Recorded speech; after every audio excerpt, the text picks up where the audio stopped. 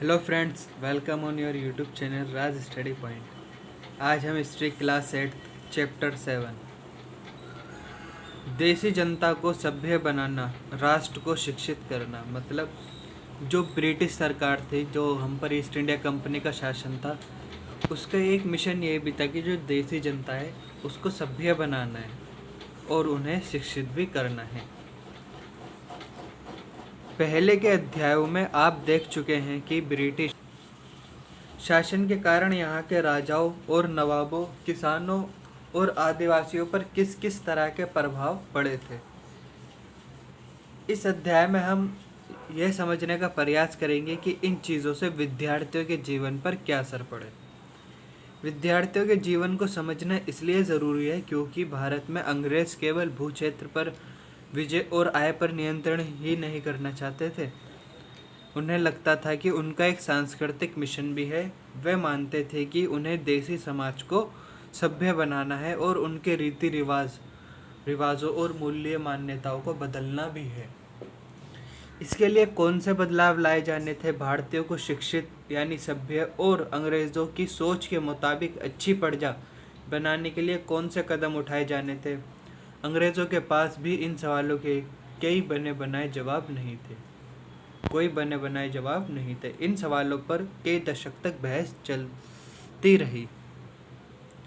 Next हम पढ़ेंगे अंग्रेज शिक्षा को किस तरह देखते थे। पहला टॉपिक है हमारा कि अंग्रेज शिक्षा को किस तरह देखते थे। आइए सबसे पहले इस बात पर ध्यान दें कि शिक्षा के क्षेत्र में अंग्रेज क्या सोच रहे थे और शिक्षा के जो विचार हमें आज सहज सामान्य दिखाई देते हैं वे पिछले 200 सालों में किस तरह विकसित हुए हैं।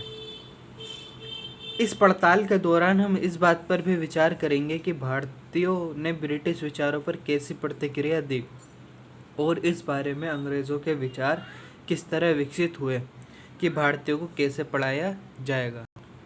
प्राच्यवाद की परंपरा। सन 1783 में विलियम्स जोन्स नाम के एक सज्जन कलकत्ता आए। उन्होंने ईस्ट इंडिया कंपनी द्वारा स्थापित किए गए सुप्रीम कोर्ट में जूनियर जज के पद पर तैनात किया गया था। विलियम जोन्स को कलकत्ता में जो सुप्रीम कोर्ट है था उसमें जूनियर जज के पद पर तैनात किया गया था। कानून का माहिर होने के साथ साथ जोन्स एक भाषाविद भी थे। भाषाविद क्या है इसका भी हम अध्ययन करेंगे। जोन्स क्या थे? कानून के विशेषज्ञ तो थे ही और वो एक भाषाविद भी थे। उन्होंने ऑक्सफोर्ड में ग्रीक और लैटिन भाषा का अध्ययन किया था। वे फ्रेंच और अंग्रेज़ी जानते थे और अपने एक दोस्त से अरबी सीखने के अलावा फारसी भी सीख चुके थे।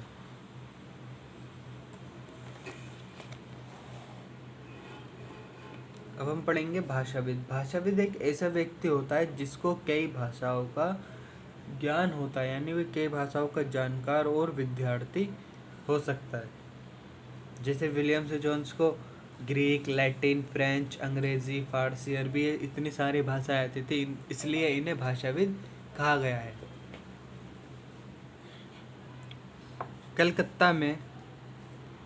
कलकत्ता में आने के बाद वे रोज़ाना घंटों संस्कृत विद्वानों के साथ बैठकर उनसे संस्कृत की बारीकियां, उसकी व्याकरण और संस्कृत काव्यों का अध्ययन करने लगे थे।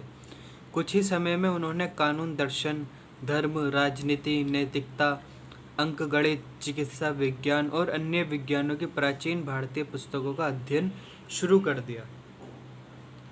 जोन्स ने पाया कि उस समय कलकत्ता में तैनात बहुत सारे अंग्रेज अफसर भी उनके जैसी दिलचस्पियां रखते हैं। हेनरी टॉमस कोलब्रुक और नेथेनियल हॉलहेड भी भारतीय भाषाएं सीखकर संस्कृत व फारसी रचनाओं का अंग्रेजी में अनुवाद कर रहे थे और प्राचीन भारतीय विरासत को समझने के प्रयास में लगे हुए थे। इन लोगों के साथ मिलकर जोन्स ने एशियाटिक सोसाइटी ऑफ बंगाल का गठन किया। कब किया था ये? 1784 में एशियाटिक सोसाइटी ऑफ बंगाल का गठन विलियम जोन्स ने 1784 में किया और एशियाटिक रिसर्च नामक शोध पत्रिका का प्रकाशन भी शुरू किया। जोन्स और कोलब्रुक भारत के प्रति एक खास तरह का रवैया रखते थे। वे भारत और पश्चिम दोनों की प्राचीन संस्कृतियों के प्रति गहरा आदर भाव रखते थे। उनका मानना था कि भारतीय सभ्यता प्राचीन काल में अपने वैभव के शिखर पर थी, परंतु बाद में उसका पतन होता चला गया। उनकी राय में भारत को समझने के लिए प्राचीन काल में लिखे गए यहाँ के पवित्र और कानूनी ग्रंथों को खोजना व समझना बहुत ज़रूरी था। उनका मानना था कि हिंदुओं और मुसलमानों के असली विचारों व कानूनों को ही इन्हीं रचनाओं के जरिए समझा जा सकता है, और इन रचनाओं के पुनः अध्ययन से ही भारत के भावी विकास का आधार भी पैदा हो सकता है। मतलब जॉन्स और कोलबर्ग जो थे वो भारतीय संस्कृति के प्रति अच्छा रवैया रखते थे। उनका ऐसा मानना था कि जो भारतीय संस्कृति है प्राचीन समय में ये अपने शिखर पर थी, समय के साथ साथ ये इस संस्कृति का पतन हुआ, और ये मानते थे कि हिंदू मुसलमानों के जो असली विचार हैं अगर उन्हें समझना है तो इनकी पुरानी जो रचनाएं उन्हें समझो, और इन सबको समझने के साथ साथ पुराने लिखित जो ग्रंथ हैं उन्हीं के आधार पर इनके भावी विकास का भी आधार तैयार किया जा सकता है। इस तरह जॉन्स और कोलबर्ग दोनों ही प्राचीन ग्रंथों को ढूंढने, उनकी व्याख्या करने, अनुवाद करने और ज़्यादा से ज़्यादा लोगों तक अपने नतीजे पहुंचाने में जुट गए। उन्हें विश्वास था कि यह परियोजना न केवल अंग्रेज़ों को भारतीय संस्कृति से सीखने में मदद देगी, बल्कि भारतीयों को भी अपनी विरासत को दोबारा अपनाने और अतीत के लुप्त वैभव को समझने में मदद देगी। इस प्रक्रिया में अंग्रेज़ भारतीय संस्कृति के अभिभावक और मालिक दोनों की भूमिकाएं निभा रहे थे। इन प्रयासों और विचारों से प्रभावित होकर कंपनी के बहुत सारे अधिकारियों ने दलील दी कि अंग्रेज़ों को पश्चिमी ज्ञान के बजाय भारतीय ज्ञान को ही प्रोत्साहन देना चाहिए।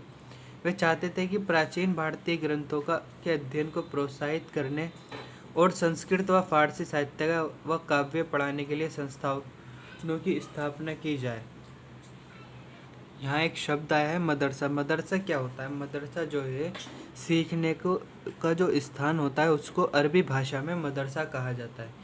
ये किसी तरह का स्कूल या कॉलेज या कोई संस्थान हो सकता है जहाँ पर बच्चों को सिखाया जाता है, उसी को क्या कहा जाता है? मदरसा। इस बात को ध्यान में रखते हुए 1781 में अरबी, फारसी, इस्लामिक कानून के अध्ययन को बढ़ावा देने के लिए कलकत्ता में एक मदरसा खोला गया। 1791 में बनारस में हिंदू कॉलेज की स्थापना की गई ताकि वहां प्राचीन संस्कृत ग्रंथों की शिक्षा दी जा सके और देश का शासन चलाने में भी मदद मिले। परंतु कंपनी के सभी अफसर इन विचारों से सहमत नहीं थे। इनमें से बहुत सारे प्राच्यवादियों के कटु आलोचक भी थे। प्राच्यवादी कौन होते हैं? प्राच्यवादी वह व्यक्ति होता है जो एशिया महाद्वीप जो है एशिया की भाषा और संस्कृति का गहन ज्ञान रखता है। नेक्स्ट, मुंशी ऐसा व्यक्ति होता है जो फारसी पढ़ाना, लिखना और पढ़ाना जानता है। मतलब ऐसा व्यक्ति जो फारसी को पढ़ सकता है और दूसरों को पढ़ा सकता है और लिख भी सकता है, उसको क्या कहेंगे? मुंशी। पूर्व की जघन्य गलतियाँ। 19वीं सदी की शुरुआत से ही बहुत सारे अंग्रेज अफसर शिक्षा के प्राच्यवादी दृष्टिकोण की आलोचना करने लगे थे। उनका कहना था कि पूर्वी समाजों का ज्ञान त्रुटियों से भरा हुआ और अवैज्ञानिक है। मतलब 19वीं सदी की शुरुआत से ही ऐसे अंग्रेज अफसर भी हुए जिन्होंने प्राच्यवादी दृष्टिकोण की आलोचना की, और साथ ही उन्होंने ये भी कहा कि पूर्वी समाज जो है उनका ज्ञान गलतियों से भरा हुआ है और वह अवैज्ञानिक ज्ञान भी है।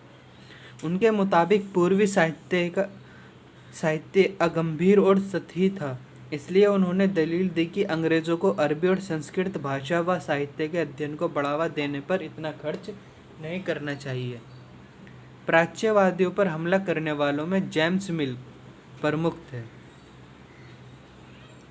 उनका विश्वास था कि अंग्रेज़ों को देशी जनता को खुश करने और उसका दिल जीतने के लिए जनता की इच्छा के हिसाब से या उनकी भावनाओं को ध्यान में रखते हुए शिक्षा नहीं देनी चाहिए। उनकी राय में शिक्षा के जरिए उपयोगी और व्यावहारिक चीज़ों का ही ज्ञान जाना चाहिए। इसलिए भारतीयों को पूर्वी समाजों के काव्य और धार्मिक साहित्य की बजाय ये पढ़ाया जाना चाहिए कि पश्चिम ने किस तरह वैज्ञानिक और तकनीकी सफलताएं हासिल कर ली। जेम्स मिल का ये मानना था कि उन्हें धार्मिक साहित्य और काव्य, पूर्वी समाजों के जो काव्य हैं ये ना पढ़ाए जाएं, बल्कि उन्हें यह पढ़ाया जाए कि पश्चिम ने किस तरह से वैज्ञानिक और तकनीकी सफलताएं हासिल की हैं।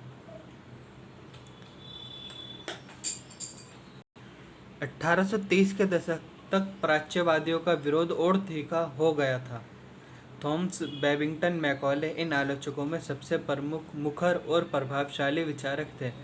वे भारत को असभ्य देश मानते थे। कौन? Thomas Babington Macaulay.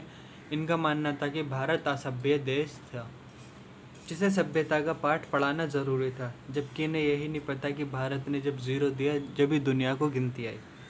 मैकाले के मुताबिक पूर्वी ज्ञान की कोई भी शाखा इंग्लैंड की प्रगति के समकक्ष नहीं थी, ऐसा मैकाले का मानना था। मैकॉले का कहना था कि एक अच्छे यूरोपीय पुस्तकालय का केवल एक खाना ही भारत और अरब के समूचे देशी साहित्य के बराबर है, जबकि यही इनकी सबसे बड़ी भूल थी।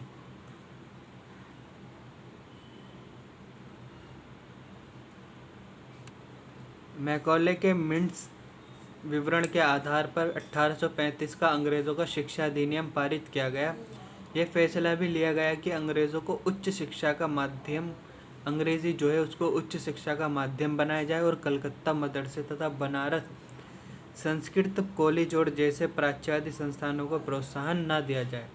इन संस्थानों को अपने आप शरण का शिकार होते जा रहे अंधकार के मंदिरों की संज्ञा दी गई।